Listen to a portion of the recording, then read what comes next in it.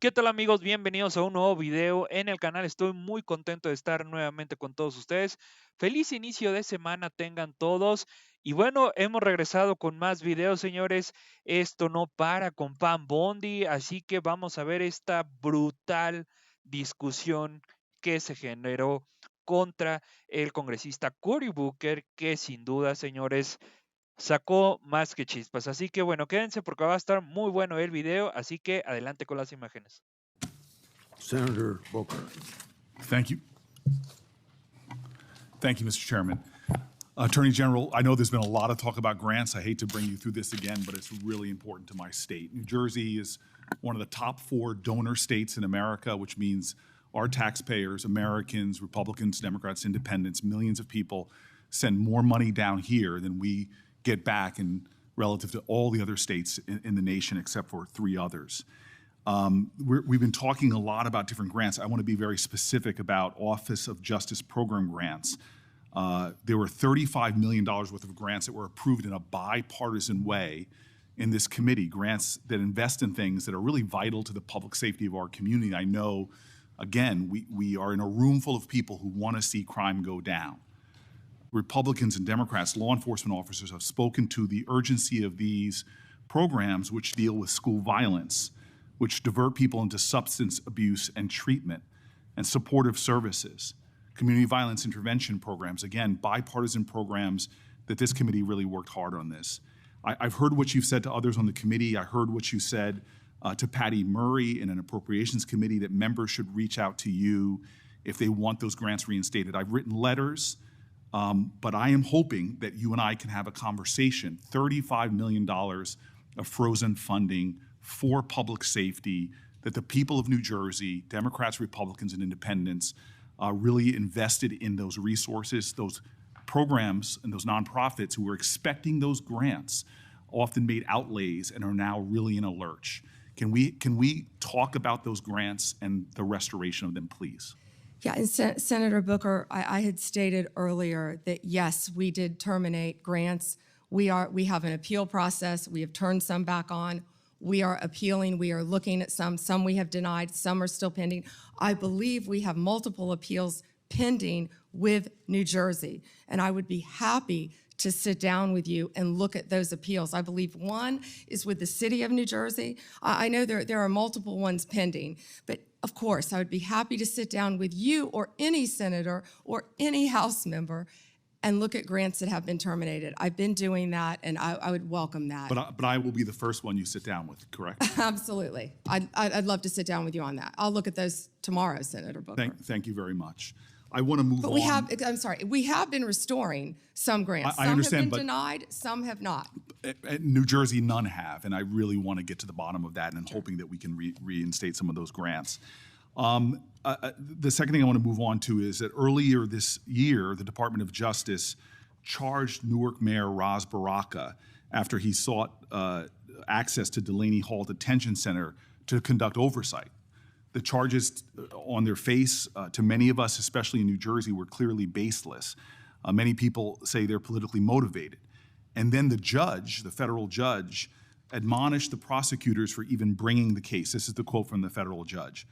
Federal prosecutors serve a single paramount client, justice itself. Your role is not to secure convictions at all costs, nor to satisfy public clamor, nor to advance political agendas. The federal judge went on to call the charges embarrassing and a worrisome misstep.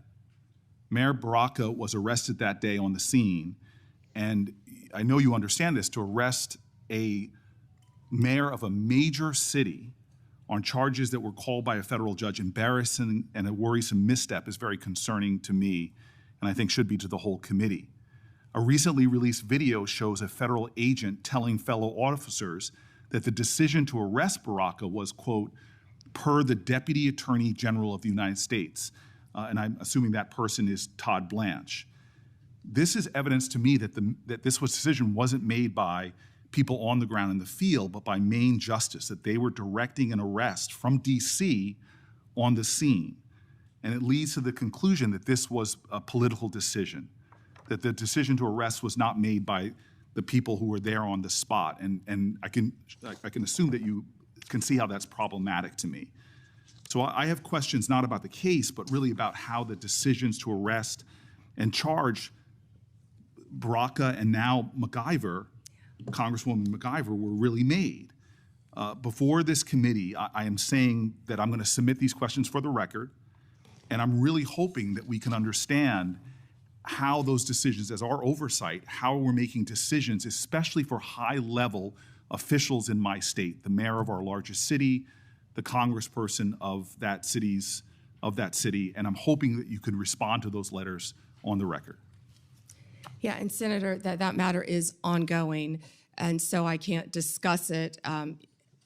As an attorney, you realize I can't discuss an ongoing matter. And I respect that. I guess I just want to know, and we'll leave this for the questions for the record about the decisions on how they're being made, not the case in itself. I want to move on. And again, I've heard your testimony so far. I know that there is data about violent crime in this city, but I'm really concerned about the application of Justice Department resources towards the challenges we have. You and I both know that about 11,000 Americans have been killed by a firearm just this year. The Department of Justice, according to the White House's own documents, as well as that of the conservative think tank Cato, have shown that there has been a significant movement of law enforcement resources away from many other issues and into immigration enforcement. And we are seeing that in that immigration report, a lot of the people are not the violent criminals that we are really needing to rid our streets of. In total, according to the Cato Institute, you've reassigned 7,460 law enforcement away from their primary duties, investigating drug traffickers, prosecuting child pornography, targeting high-value white-collar criminals, and again, forcing them, this is according to the Cato Institute, into low-level immigration enforcement. This includes, in terms of gun violence, 1,778 agents from the ATF to this kind of immigration enforcement. The White House itself has said that they diverted 45% of all of agents in 25 FBI field offices to work on immigration full-time. As a person who worked very closely in my time as mayor with the New Jersey field office, that's really concerning given the other threats. But it doesn't end there. The DOJ has eliminated the Organized Crime Drug Enforcement Task Force, the independent component of the DOJ whose job it was to combat transnational organized crime, dissolved the Community Relations Service, which in New Jersey has been invaluable over 60 years, responding to communities experiencing conflict or violence, and something that people on both sides of the aisle of this committee have really invested in. You all have rescinded VOCA and VAWA grants to support survivors of sexual assault and human trafficking.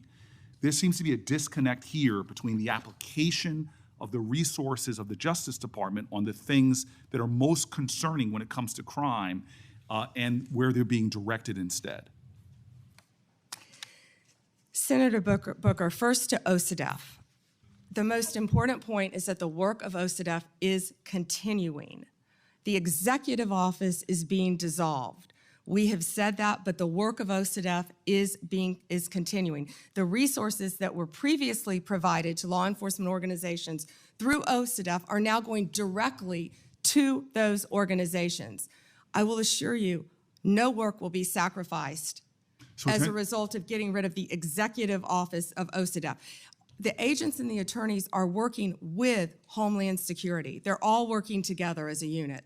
Okay, Attorney General Bondi, I'm running out of time, and I'm going to put some questions in QFRs, because again, this is conservative think tanks and others are pointing about literally over 1,000 people being taken off of things that I think would concern the public. I'd like to get that, but I also just want to quickly mention that for the record, I want to ask about the public corruption unit as well. We now have gone from a public integrity section that went from 36 full-time prosecutors to now only 2. And yet we know, Democrats and Republicans, there is a real problem with public corruption in our country. And we know that the DOJ has stopped enforcing the Foreign Corrupt Practices Act, disbanded the Foreign Influence Task Force, dismissed the indictment against Trump donor Andrew Weidenhorn, cut back on white-collar investigations. My list goes on. I'm running out of time, but I will ask for the record against not only reassigning officers and prosecutorial resources from the other things I mentioned, but public corruption is really important. I want to talk about an area of bipartisanship on this committee, which is antitrust. This is a very bipartisan area. In June, the Antitrust Division finalized a proposed consent decree with Hewlett-Packard Enterprises and Juniper Networks, settling the DOJ's challenge to the company's $14 billion merger. Reportedly, your Chief of Staff, Chad Mizell, and Acting Deputy Attorney General Woodard overruled career antitrust staff and approved the merger. This is a massive area of concern for Americans writ large. This is an area where corporate power is growing, corporate concentration in our country is happening at great degree. I'm grateful that the ranking member with Mike Lee on a committee that is really trying to get into this disturbing trend, and the issues right now in the Justice Department, the resources being put on it, and the appearance of improprieties that we're seeing are troubling. All I want to ask as my final question is, would you commit just to talk about antitrust, to coming before the antitrust subcommittee led by Senator Lee to discuss antitrust enforcement in our country? We're over time. May I answer, Chairman? Yes. Senator Booker, I work hand in hand with Gail Slater. She is doing an incredible job. I said that earlier. I will let Gail Slater handle all matters with antitrust. The HP matter, Juniper, is a pending matter still because, as you know, it has to go before the courts, even after a decision has been made, and that's where it's pending right now. If I can go back to your previous two questions, first about our agents being reassigned. Our agents are working tirelessly on their day jobs and with Homeland Security, and right now they're not getting paid, and they're on the streets during a government shutdown working to keep every city in this country safe, in New Jersey and in every state. They're working together with DHS on task forces, but they're also doing their core mission, and they're getting child predators off the street.